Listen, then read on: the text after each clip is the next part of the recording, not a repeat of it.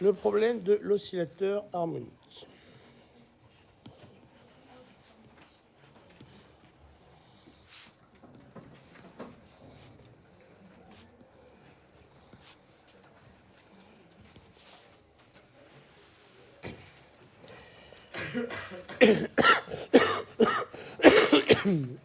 Donc l'oscillateur harmonique, c'est un truc qui est super connu en physique. Celui que je vous propose, c'est ce qu'on appelle le pendule pesant. Donc le pendule pesant, c'est le pendule. Est-ce qu'il y en a qui ont vu chez leur grand-mère, leurs arrière-grand-mères pour vous, des très très grandes pendules, très hautes, avec en bas un balancier qui se balance comme ça? Vous n'avez jamais vu ça, non? Non, vous n'avez jamais vu ça. Je chercherai une image tout à l'heure.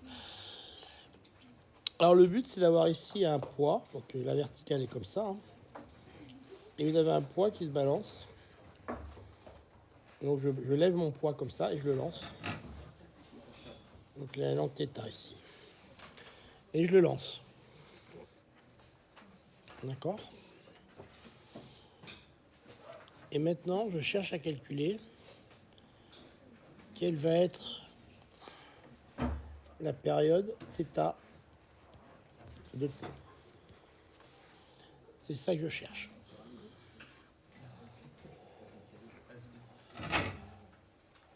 Voilà, c'est ça que je vous demande.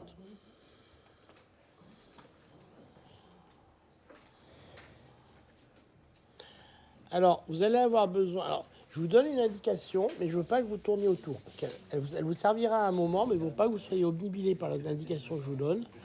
L'indication que je vous donne, c'est que pour θ petit,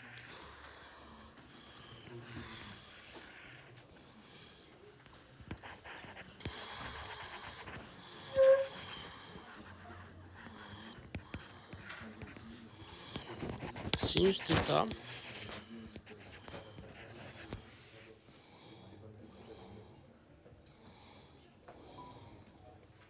vous en occupez pas pour l'instant de ça. Ça, vous en aurez besoin à un moment, mais vous occupez pas de ça pour l'instant. D'accord? Pour l'instant, je vous demande simplement de réfléchir à cette question. Comment varie θ en fonction de t?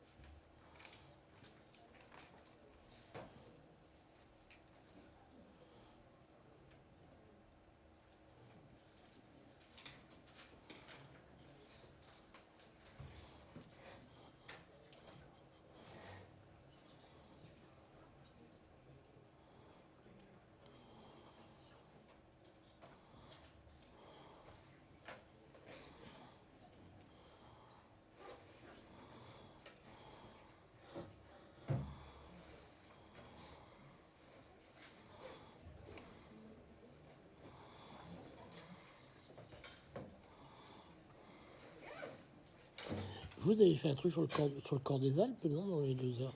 C'est quoi votre nom? C'est quoi votre nom? Quand je vais regarder, parce qu'il y en a 2 qu'on l'ont fait, je vais regarder la copie.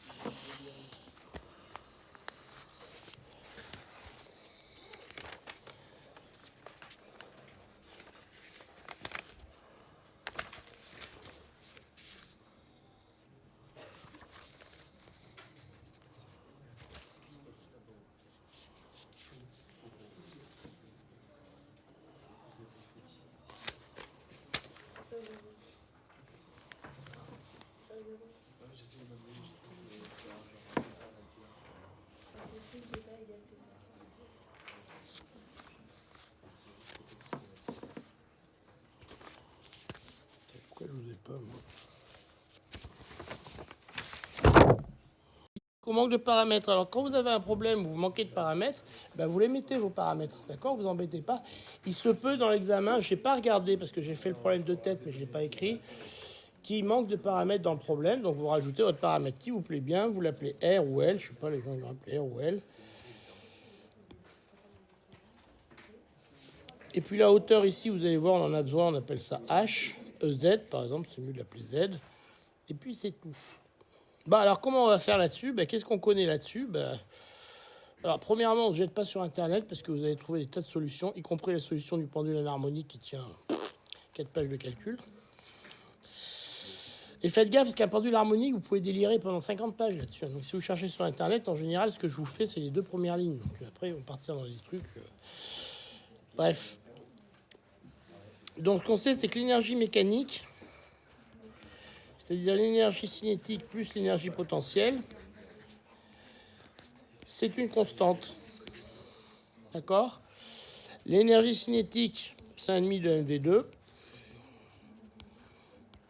L'énergie potentielle, c'est mgh. Et vous voyez rien, parce qu'il s'est barré l'autre. Donc, toute la question qu'on a maintenant, c'est est-ce que je suis capable d'exprimer ces deux trucs en fonction uniquement de R et de θ? Telle est la question. D'accord? Donc voilà, bon, en gros c'est le problème, c'est pas bien dur hein, quand même.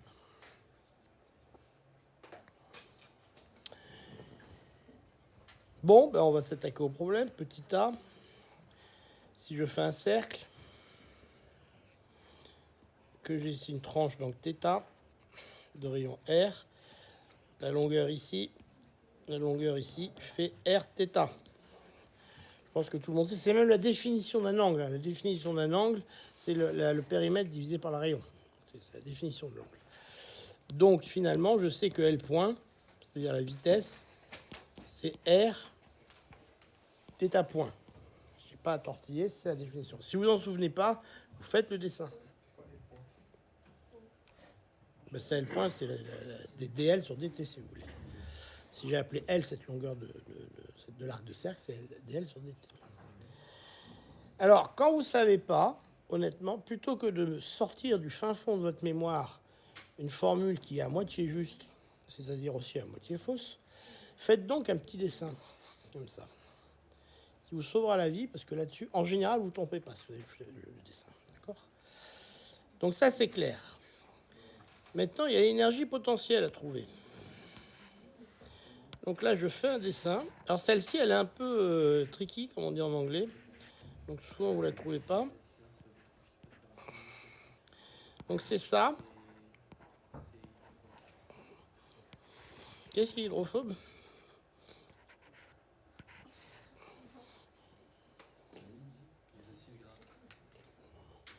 Vous savez comment ça marche la lessive? Vous savez pas comment marche la lessive? Vous savez pas pourquoi il faut laver l'eau, il faut lasser avec la lessive, il se laver à l'eau claire, ça marche pas. Mais quand même.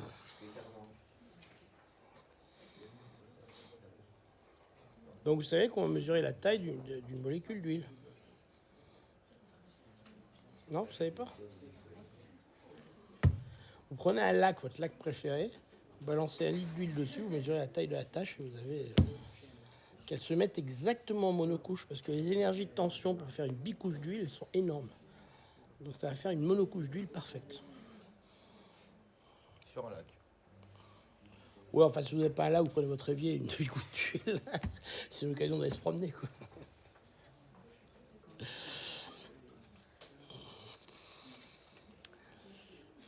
Voilà, donc ici, j'ai ici une hauteur R totale, excusez-moi. Je cherche cette hauteur Z. Bah, il est tout moche mon dessin, je vais le refaire. Il est tout moche. Bon, donc j'ai ici mon arc de cercle.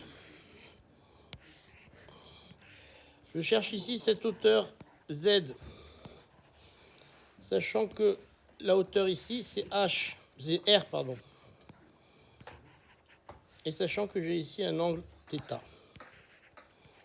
Alors ça perturbe souvent les gens, mais en fait, ce qu'on connaît relativement bien dans cette histoire, c'est ça. C'est cette longueur-là, elle fait R cosinus θ. Ça, là. D'accord? Alors souvent, les gens, ils recherchent avec une seule projection, ils ne trouvent pas, parce que cette longueur-là, elle fait R cosinus θ. Ce qui fait qu'en fait, on n'a que Z est égal à R moins R cosinus θ. Donc c'est égal à R facteur de 1 moins cosinus θ. D'accord. On voit plus. Et oui, plus, parce que c'est trop bas.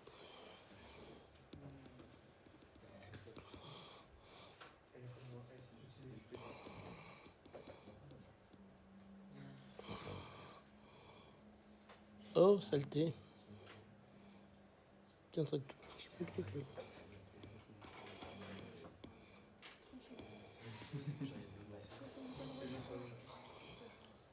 Donc Z.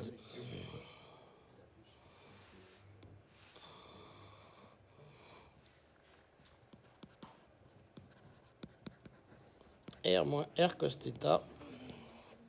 est égal à R facteur de 1 moins cos θ. Donc ça, c'est une petite astuce qu'il faut avoir vue. Bon, c'est pas bien compliqué, mais c'est comme ça.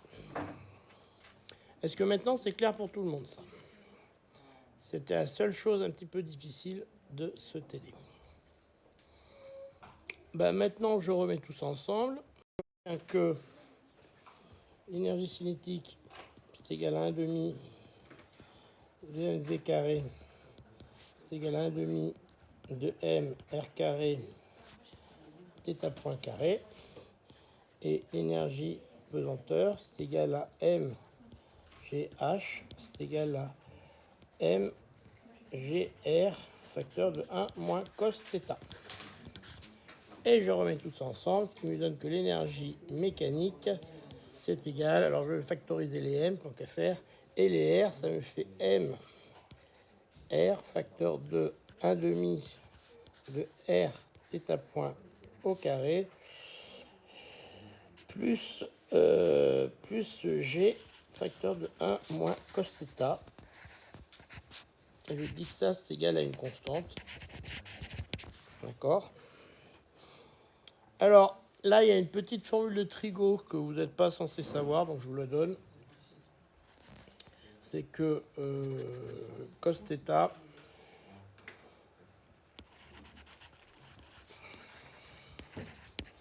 c'est égal à 1 moins 2 sinus θ sur 2.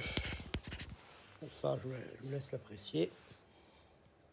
Ce qui entraîne que MR, de 1 demi de R, θ point carré plus G, facteur de, les 1 s'en vont, il me reste un 2 sinus θ sur 2 est égal à une constante. Bon, la constante, pour que ça soit un petit peu plus joli, je vais simplement renvoyer ça dans ma constante.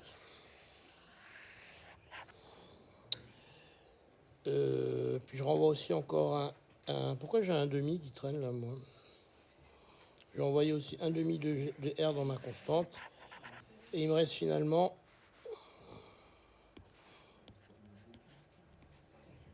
R... Pardon. Il me reste θ point carré plus 4G sur R sinus θ sur 2 est égal à une constante.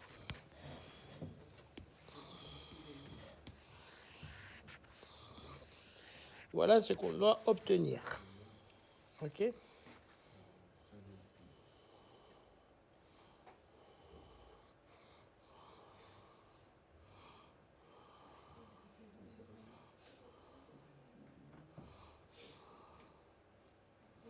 Le 1 moins 2 sinus θ sur 2, il est passé où le 1 Celui-là, il a été mangé avec le 1 qu'il y a là. Fait 1 moins 1 plus 2.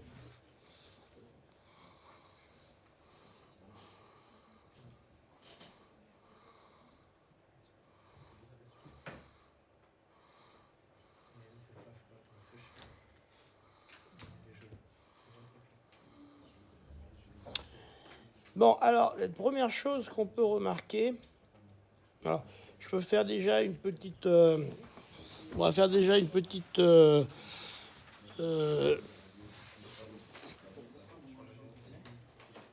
une petite digression, c'est que déjà on a un temps caractéristique qui intervient. C'est que vous avez ici ce truc-là.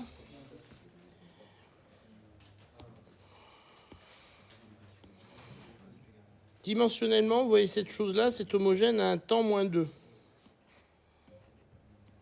D'accord? Θ point carré, c'est un 1 sur un temps au carré. Donc ce truc-là, c'est homogène à un temps moins 2 aussi. D'accord? Donc vous faites sortir une pulsation qui est égale à 4G sur R. Okay. Alors pourquoi c'est intéressant sous cette forme-là? Parce que ce que vous voyez, c'est que vous avez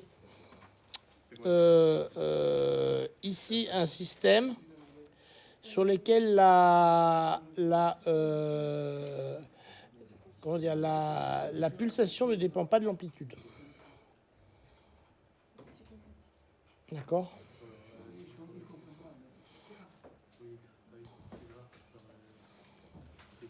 Alors, si on continue un petit peu plus loin, on va se servir ici de l'astuce que sinus θ sur 2 est de l'ordre de θ sur 2.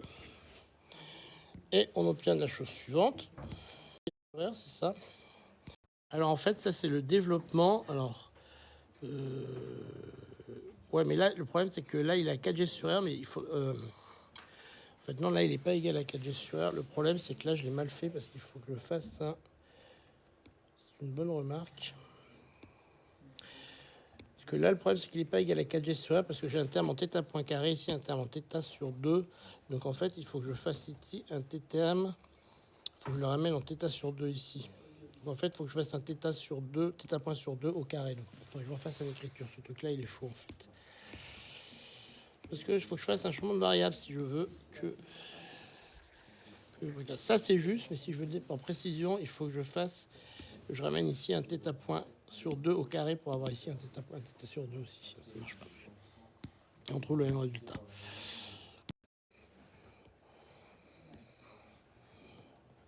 Bien que θ point carré plus, alors c'est 4G sur R, θ sur 2 est égal à une constante. D'accord? Et on obtient finalement la relation θ point sur 2 plus 2G sur R θ est égal à une constante. Dans l'approximation des petites oscillations, on a ça. Et on trouve un oméga qui vaut 2G sur R dans cette approximation-là. Alors, ici, on a fini notre travail. D'accord? Oméga. On va écrire cette relation sous la forme θ point carré plus oméga carré θ est égal à une constante. OK.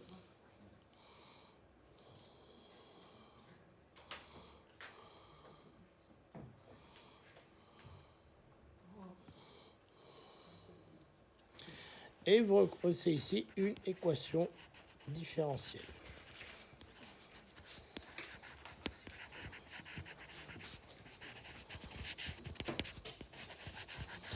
Alors, le fait qu'on ait ici une pulsation qui ne dépend pas de l'amplitude, c'est pour ça qu'on en fait une base de temps. Parce que votre pendule, quand il va ralentir, ben, il va finir par s'arrêter. Mais tant qu'il oscille, sa période, la période de l'oscillation ne dépend pas de son amplitude. Donc, il va effectivement ralentir. Mais en fait, quand il ralentit, il va aussi de moins en moins vite, ce qui fait que la période est toujours la même. Donc, vous pouvez toujours vous en servir de base de temps. Oui. Comment oméga peut être égal à racine de G sur R, sachant que juste avant, vous avez dit qu'oméga est égal à 4G sur R. Donc le fait que quand mon pendule ralentit, il a toujours la même période, ce qui fait que finalement, quand je lance mon pendule en début de semaine, tant qu'il ne s'est pas arrêté, il me donne toujours la même période, donc je peux m'en servir comme base de temps. D'accord ? Et la période dépend de G, dépend de R, donc effectivement, je ne sais pas combien il vous est donné dans Wikipédia, dans votre Internet, là, elle va dépendre de la longueur du bras de votre truc. Et en général, c'est des périodes assez courtes, autour de la seconde, parce que vous voyez que si vous mettez G qui est égal à 10, si vous prenez un bras qui est égal à 5-6 mètres, vous trouvez 2 secondes, quoi, un truc comme ça. Alors, je vous donnerai le PDF à la fin, si vous voulez.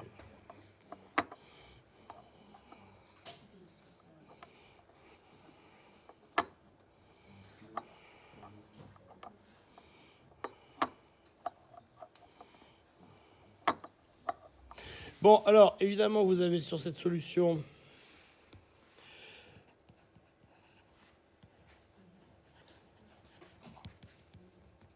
la solution générale, de celle qui nous intéresse, hein, qui vous donne ne pas se tromper entre quand vous avez quelque chose qui est de θ point carré qui est égal à moins oméga carré θ. La solution dans ce cas-là, quand vous avez un moins, rappelez-vous que c'est une solution trigonométrique. Quand vous avez un plus, c'est une solution exponentielle. Puisque quand vous dérivez une exponentielle, le signe reste le même. Quand vous dérivez une solution trigonométrique, quand vous dérivez le cosinus, vous avez un moins sinus qui apparaît. D'accord ? Donc ici, vous avez simplement que θ est égal à sinus oméga t plus phi. D'accord ? Et puis le phi, vous le choisissez. À t égale 0, vous avez sinus phi qui est égal à votre constante. Donc elle voit à peu près ce qu'elle veut. Okay. À t égale 0, vous trouvez la constante.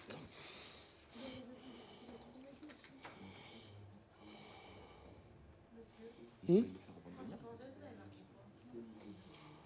faire prendre un truc de tout à l'heure. Vous me la refaites ? Dans la parenthèse sinus, il y a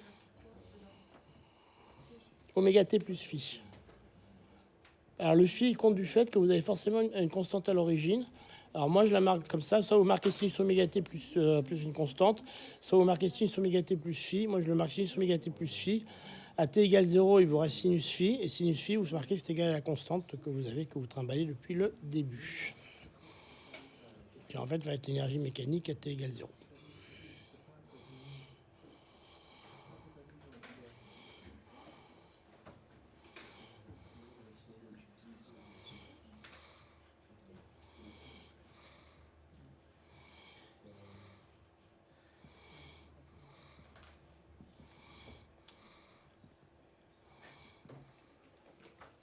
C'est bon, vous êtes arrivé au bout de vos peines. Donc voilà le pendule harmonique qui est un grand classique des exos de première année. Alors les trucs harmoniques en général, c'est tous les trucs qui sont dans un potentiel en oméga carré, en θ carré. Donc tous les trucs qui sont en θ carré, c'est ce qu'on appelle les trucs harmoniques. Donc c'est la balançoire, c'est tout ça. Donc quand on fait ça en oscillateur forcé, on peut arriver à un terme en θ3. Donc il y a le terme suivant. Et alors à ce moment-là, ce que vous voyez, c'est que l'amplitude à ce moment-là se met à dépendre. La période se met à dépendre de l'amplitude. Donc quand vous le faites expérimentalement, vous avez à peu près jusqu'à 16-17 degrés, la période dépend très peu de l'amplitude. Puis après, ça se met à décoller, vous avez une période qui se met à dépendre de l'amplitude assez fortement, qui est en je sais plus quoi, en T3 ou un truc comme ça. Et donc là, vous pouvez plus vous en servir de base de temps, parce que quand le truc se mettrait à s'amortir, à se ralentir, la période se mettrait à se ralentir, et donc vous perdriez complètement une base de temps. Et donc, par contre, quand vous êtes dans la période plate, là, vous avez une base de temps. Alors c'est très important, en fait, d'avoir une base de temps, et c'est pas du tout évident d'avoir une base de temps. À votre avis, c'était important. Pourquoi la base de temps? Je crois que c'était au XVIIIe siècle qu'il y avait une reine d'Angleterre qui avait donné un grand concours pour savoir la personne qui ferait une horloge qui tiendrait le plus longtemps possible sans se dérégler. Alors à votre avis, ça servait à quoi? Bah, pas les régler souvent. Ouais, et pourquoi c'est important? Je retrouve dans le GPS, hein, c'est vraiment le problème que le GPS actuellement. Qu'est-ce qu'on faisait avec une horloge?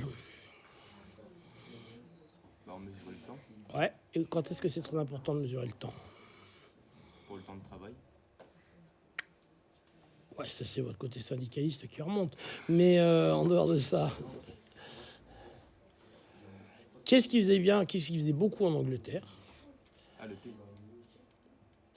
Oui, c'est une façon de voir les choses, mais le thé, il vient d'où le thé? Le thé? De l'Inde. Oui, et donc pour le Varamiden, on fait comment? On transporte par bateau. Oui, tout à fait. L'Angleterre était une grande nation de marine. Donc quel rapport entre l'horloge et la marine?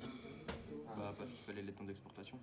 Non, beaucoup plus simple. Qu'est-ce qu'on fait avec une horloge sur un bateau? Alors, je pose la question à tout le monde.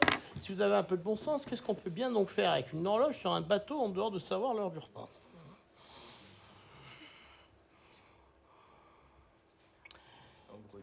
Alors, sur un bateau, sur la Terre, vous avez ce qu'on appelle les longitudes et les latitudes. Alors, la longitude, c'est lequel dans quel sens? Ça, je sais jamais. Pour calculer les distances parcourue.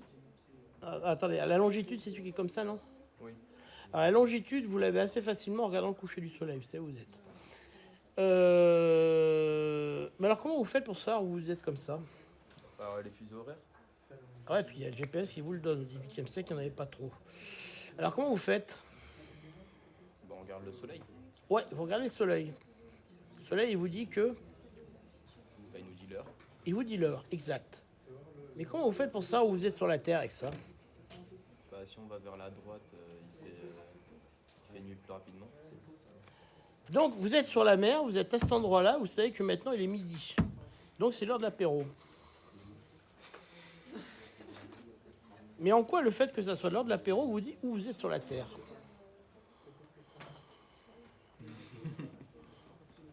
Parce qu'il est toujours midi quelque part, donc c'est l'heure de l'apéro. Mais à part ça, réfléchissez un peu à ce problème très simple pour lequel la reine d'Angleterre a mis un prix fou pour avoir une horloge qui tourne tout le temps. Bah, pour qu'elle se dérègle jamais. Oui, et c'est très important. Pourquoi ça? Je sais pas.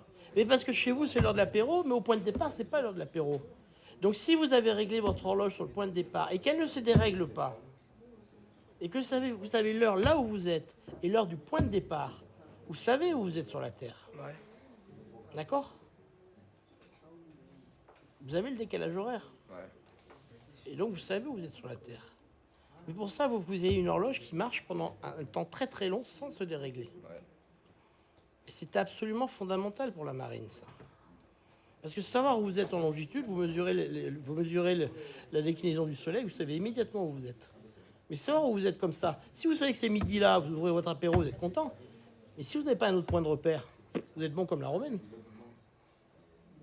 Donc il fallait à tout prix avoir une horloge qui marche tout le temps. Alors, en général, ils n'en prenaient pas une, ils en prenaient 2 ou 3. Mais il fallait un certain nombre d'horloges qui marchent pendant un temps de plusieurs mois, sans se dérégler, pour pouvoir avoir l'heure au point de départ et pouvoir le comparer à l'heure au point où je suis. Et comme ça, j'avais la distance là. C'est pour ça que ces problèmes d'horlogerie, pendant des siècles, ça a été des problèmes absolument cruciaux pour toutes les nations qui faisaient de la marine. Sinon, le bateau était complètement paumé. Ok. D'accord? Donc, c'est pas un petit problème. Alors, deuxième question. Vous vous rappelez qu'il n'y avait pas de gros oiseaux. Vous vous rappelez pourquoi il n'y a pas de gros oiseaux? Vous vous rappelez pas qu'on avait réfléchi vous avez remarqué qu'il n'y a pas de gros oiseaux? Non, parce que des fois, en conduisant, vous risquez de vous prendre un sanglier dans votre voiture, mais rarement un sanglier qui vole. D'accord? Et est-ce que vous êtes posé la question pourquoi il n'y a pas de sanglier qui vole?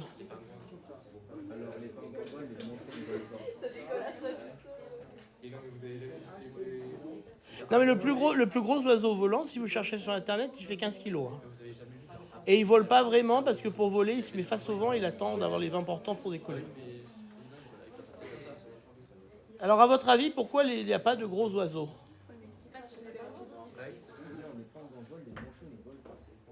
Ouais, mais c'est pour d'autres raisons, ça. Mais pourquoi il n'y a pas de gros oiseaux? Pourquoi il n'y a pas de gros oiseaux? Quelqu'un a une idée sérieuse?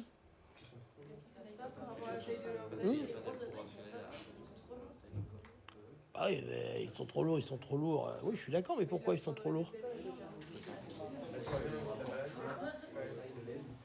Et pourquoi je ne ferais pas des grandes ailes, moi? Est-ce que vous pouvez argumenter un peu plus ça avec Bah, parce qu'après, le ratio, il est pas bon. le ratio entre quoi et quoi? Le ratio entre le poids et ce que peut supporter les ailes. Exactement. Si on a fait ça au début de l'année, je vous rappelle que si vous prenez un oiseau sphérique, l'oiseau sphérique, je trouve les oiseaux sphériques, qui a un rayon R, sa masse, elle va comme R au cube. D'accord? Par contre, si je fais grandir mon oiseau à l'échelle, la surface des ailes, elle va comme R au carré. Donc à un moment, ça fait R cube, R carré sur R cube. Ça va comme 1 sur R. Donc à un moment, ça ne va pas le faire. Alors le seul problème, est-ce que je peux avoir un peu de silence, s'il vous plaît, quand je cause? Oh. Donc à un moment, si vous voulez que ça vole,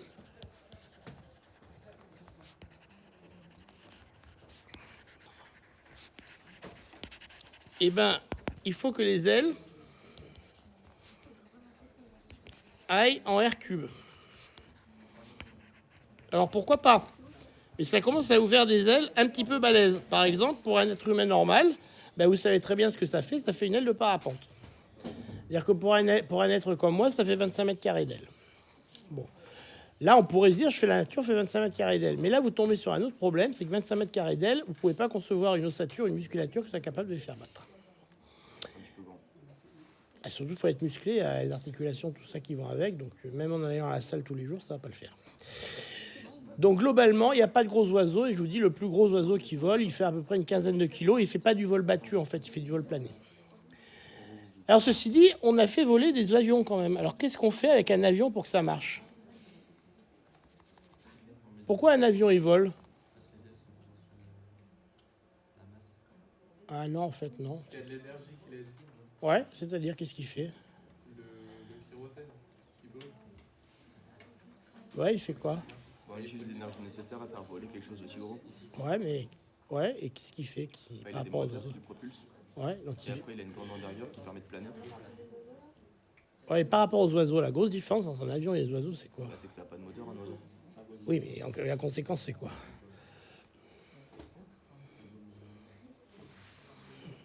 Quelle est la conséquence? La grosse différence entre un avion et un oiseau? Le poids. Oui, et donc? Oui, mais le fait qu'un avion ait un moteur, ça lui permet de faire quoi par rapport à un oiseau? Bah, d'aller à la vitesse nécessaire. Voilà, ça lui permet d'aller beaucoup plus vite. Vous savez à quelle vitesse ça va, un avion? 800 km/h. Voilà, à peu près. Ça décolle vers 400 et ça vole vers 800. Moi, j'ai jamais vu un oiseau qui va à 800 km/h. Ou alors, faut pas se le prendre sur le pare-brise, celui-là. Mais donc, mesdemoiselles, qu'est-ce qu'on vient de raconter? Et vous deux aussi, hein, c'est vrai pour vous. Hein, pendant qu'on cause, vous ne faites pas autre chose. Donc, un avion, ça va vers 800 km/h ou 400 km/h au décollage, 800. Et les ailes sont pas si grandes que ça quand vous regardez hein, par rapport à la taille de l'avion. Alors, ce qui est impressionnant, c'est que les ailes, c'est un truc souple, en fait. Quand vous regardez, vous êtes à l'arrêt, les ailes, elles font comme ça hein, sur l'aéroport. Puis quand elles volent, en fait, j'allais dire, elles tiennent. Heureusement qu'elles tiennent. Mais bon. Alors maintenant, je vous pose la question. Bon, d'accord, ça va vite, etc. Mais pourquoi ça vole? Voilà, je vous pose la question, pourquoi ça vole?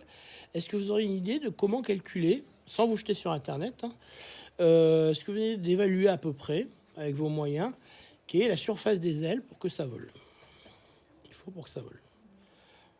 Question bête comme ça.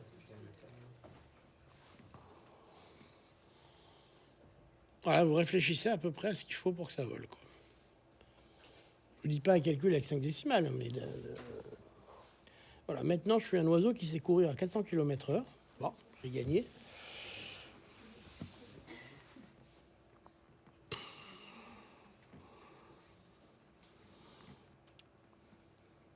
Comment ça vole? Pourquoi ça vole? Est-ce que je suis capable d'expliquer, de faire en sorte que... Parce que ça va vite. Ouais. Et donc, maintenant, j'ai essayé de mettre des chiffres, de regarder combien je peux évaluer qu'il faut, le mètre carré, le machin, pour que ça vole. En fait, un avion, c'est très très limite en termes de... Quand ça décolle, c'est vraiment limite. Est-ce que vous avez remarqué que... Bon, vous avez remarqué, je pense que comme moi, vous n'y êtes pas allé, mais vous savez jusqu'à quelle hauteur un hélicoptère, ça monte, par exemple? Ça va pas hyper haut non plus. Ouais, c'est combien, à votre avis? 4000. Un peu plus haut. Les gros hélicoptères, ça va à 6000. Pourquoi ça va pas plus haut? Parce qu'après, l'air, il n'est pas assez dense pour pouvoir supporter Voilà. l'hélicoptère. Et en fait, les avions ont le même problème. C'est-à-dire les aéroports qui sont très chauds, genre Abu Dhabi, etc., ils ont des fois des problèmes pour décoller. Et les aéroports en très haute altitude, ils peuvent avoir des problèmes pour décoller. Parce qu'ils dans ces aéroports, ils essaient d'avoir des pistes plus longues, mais des fois, c'est limite en termes de densité de l'air pour décoller, quoi.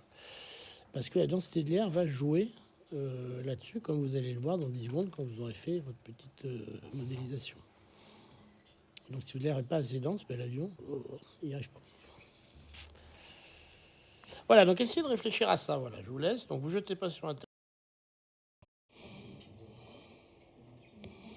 Qu'est-ce qu'il me raconte? Lui, ça y est, il n'est pas content. Si c'est bon. Donc, je vous reprends la formule de Bernoulli.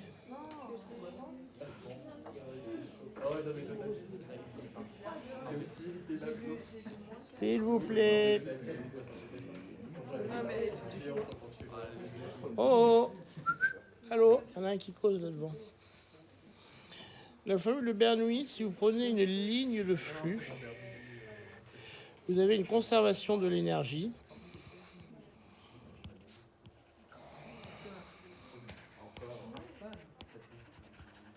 Qui prend la forme suivante. La pression plus ρ GZ plus 1 demi de ρ V carré est égal à une constante. Oh, oh. Avec P la pression, ρ la masse volumique, G la constante de la pesanteur et V la vitesse qui sont conservées, puisqu'en fait ρ GZ vous reconnaissez l'énergie potentielle, ici vous reconnaissez l'énergie cinétique, et la pression qui est une forme d'énergie, puisque c'est l'énergie cinétique des molécules qui sont dans le gaz. Autrement dit, quand vous augmentez la vitesse à altitude constante, puisque là on va travailler à altitude constante, quand vous augmentez la vitesse, vous baissez la pression. C'était par exemple le principe des trompes à eau. Je ne sais pas si vous avez déjà vu ça dans un truc. Quand on veut faire un vide tout bête, on fait un truc comme ça. Hop. On fait un truc qui a cette tête-là. Et on met ici un petit piquage. Et en fait, quand on fait passer de l'eau là-dedans, l'eau elle est accélérée au niveau de la constriction. Et donc ça fait un vide qui aspire ici un petit peu. Vous faites un petit vide comme ça primaire pour faire une pompe. C'est aussi le problème des athéroscléroses. Ça je ne vous l'ai pas dit cette année, mais s'il y en a qui... Enfin, vous à votre âge ça m'étonnerait, mais quand vous avez une plaque d'athérosclérose, donc c'est les trucs qui sont dans le... Vous savez, qui vous bouchent les veines, là, les artères. Ouais. Il se bouche là. Mais alors le problème, c'est là que les bactéries attaquent. Et c'est là que c'est la merde. Parce que le problème, c'est que comme ça se bouche là, le sang, il accélère à cet endroit-là. Et si le sang, il accélère, la pression, elle... Monte. Non, elle baisse. Et oui, ça se conserve. Quand V augmente, P baisse. Comme la dilatation. Et comme P baisse, ça se met d'autant plus. Donc plus ça va, moins ça va. Donc la seule chose à faire, c'est mettre un stent pour rouvrir le truc. Quand ça commence, c'est la merde. Parce que ça va dans la mauvaise direction. Alors ça ne va pas se faire en 2 minutes, hein. Mais le problème, c'est qu'effectivement, quand V augmente, P baisse. Et donc le truc a d'autant plus de sens de se déposer. Et du coup, la V diminue. Ah non, rien, tu rien dit. Donc vous mettez un stent pour... Donc la relation de Bernoulli, rappelez-vous, pour s'en souvenir, c'est facile. C'est la conservation d'énergie cinétique plus l'énergie potentielle plus la pression. D'accord? C'est pas compliqué.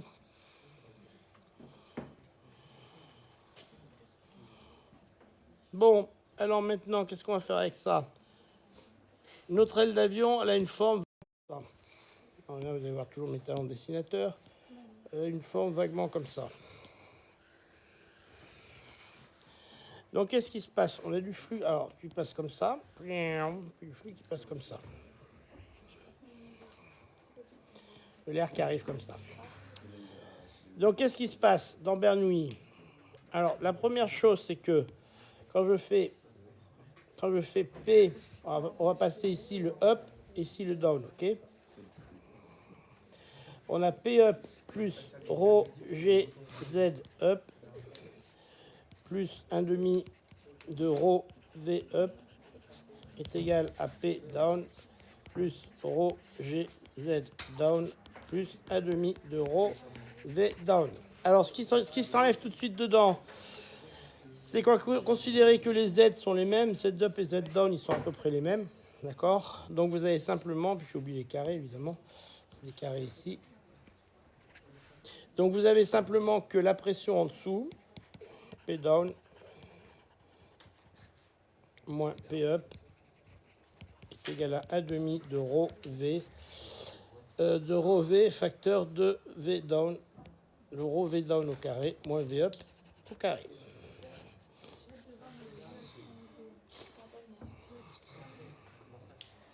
Autrement dit, ce qui se passe, c'est que l'air qui arrive en haut, est dévié et il s'écoule beaucoup plus vite parce qu'il a plus de chemin à faire que l'air qui est en dessous, qui a beaucoup moins de chemin à faire, donc il va s'écouler plus lentement. Autrement dit, l'air s'écoule plus vite, égale pression qui baisse, égale force vers le haut.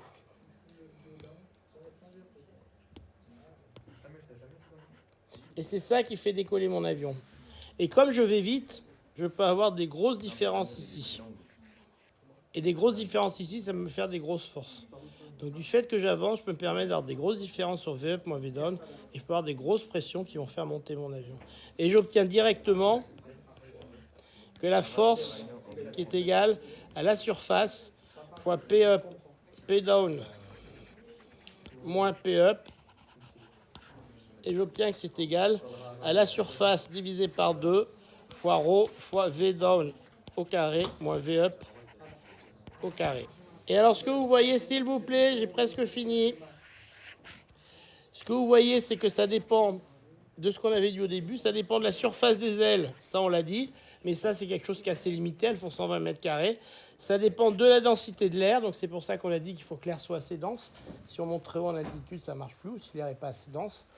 Et ça dépend de la différence de vitesse au carré. Et donc là, on voit bien que si on court à 30 à l'heure, ben, on peut pas avoir plus de 30 à l'heure de différence entre le bas, puisqu'on est limité à 30 à l'heure. Donc il faut qu'on aille vite pour pouvoir établir des gros gradients de différence de température, de vitesse, pardon, de grosses différences de vitesse entre le haut et le bas, qui en plus sont au carré, donc ça va assez vite. Et là, on peut avoir des poussées assez fortes pour faire voler un avion. Et vous voyez qu'on est déjà limite, puisque à ce moment-là, on est déjà en